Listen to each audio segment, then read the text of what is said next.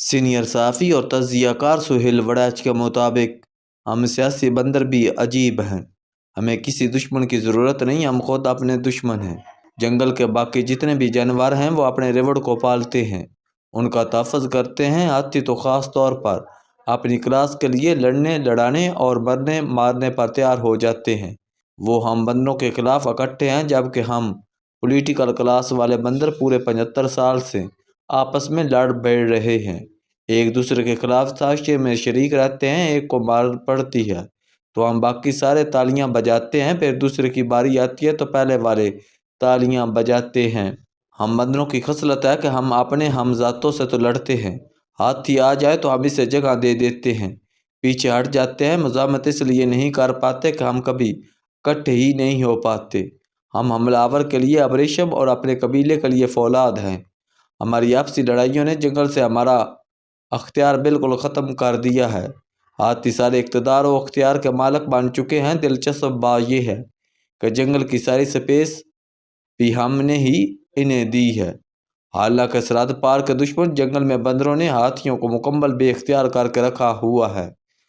اب تو بندروں کا یہ حال ہو گیا ہے کہ ہر فیصلے کی منظوری ہاتھیوں سے لینے پڑتی ہے۔ ایک زمانے میں بندروں کے پاس کم از کم جنگل کی معیشت چلانے کا مکمل اختیار ہوتا تھا، مگر ہاتھی بندروں کی نااہلی بار ہر وقت نالاں رہتے تھے۔ پھر ہاتھیوں کے سردار نے ایک دن سرعام کہا کہ معیشت کی بحالی بھی ان کی ذمہ داری ہے، کیونکہ بندر یہ ذمہ داری اٹھانے کے اہل نہیں ہے۔ انہیں ڈر تھا کہ بندروں کی بندر بانٹ کی وجہ سے جنگل کی معیشت کا جنازہ ہی نکل جائے۔ آج کل ہاتھی اور بندروں کا قابض گروہ بندروں کے ایک مخالف گروہ کے خلاف مسلسل برسرے پیکار ہے۔ بندروں کا مخالف گروہ سیاسی گمراہی کا شکار ہے، پریشان ہے، خوفزدہ ہے، مایوس ہے۔ اب دنیا کی سب سے بڑے جنگل سے کمر کا منتظر ہے۔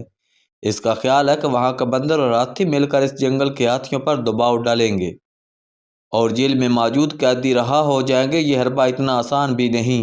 بیرونی ہاتھی پورس کے ہاتھی ہوتے ہیں، وہ صرف مخالف ہاتھیوں سے نہیں لڑتے، وہ بندروں کو بھی نشانہ بناتے ہیں، اور وہ تو نیل کے کھیت بھی تاراج کر دیتے ہیں۔ تزادستانی جنگل افغانی، شامی، لیبانی اور ایرانی جنگلوں سے بالکل مختلف ہے۔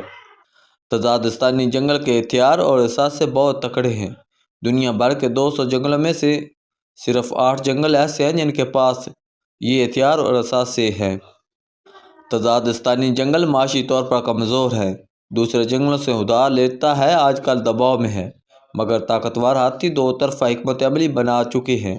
دباؤ آیا تو پہلے لچک دکھانی ہے اور پھر اڑ جانا ہے، ڈٹ جانا ہے، مگر ساتھ ہی ساتھ سپر جنگل کے نئے ٹرمپو بندر سے بھی راستے کھولنے کی منصوبہ بندی کی جا رہی ہے۔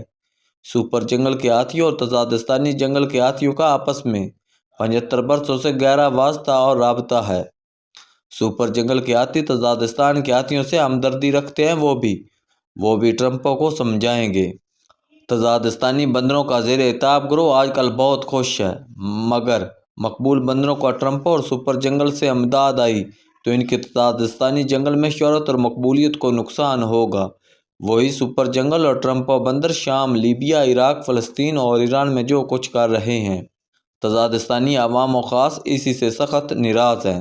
زیر اطاعت گروہ کو ٹرمپو بندر کے ساتھ اتحاد بہت مہنگا بھی پڑ سکتا ہے۔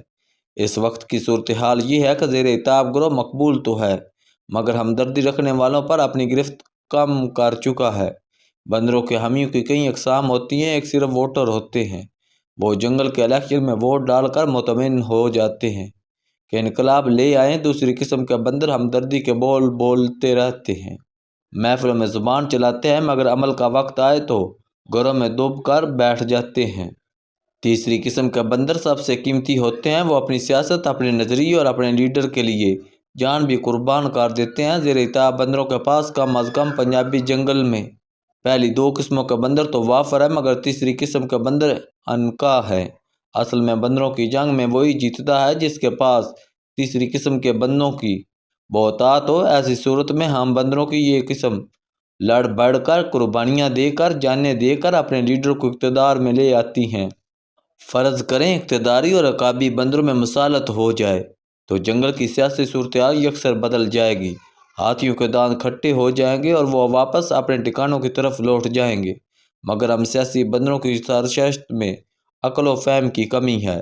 ہم سب بندر انفرادی طور پر تسلیم کرتے ہیں کہ ہمارا بچاؤ، ہماری عزت اور ہمارا اقتدار تبھی ہمیں مل سکتا ہے جب ہم میں مصالحت ہوگی، مگر ہم بندروں کی انائیں بہت بڑی ہیں۔ مجھے ہر دوسرے بندر سے اختلاف ہے۔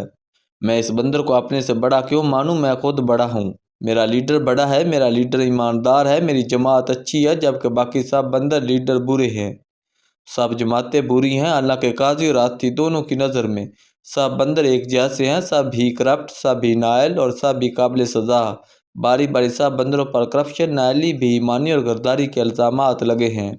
سب کو سزائیں ہوئی ہیں، مگر پھر بھی ہم سب کو یقین ہے کہ میں تو ٹھیک ہوں، مگر باقی سب سیاسی بندر برے ہیں۔ آتیوں کی یہی کامیابی کہ وہ بندروں کو لڑا کر رکھتے ہیں، ایک کو سزا دیتے ہیں، دوسرے کو اقتدار کا انعام دے کر اپنے ساتھ ملا لیتے ہیں۔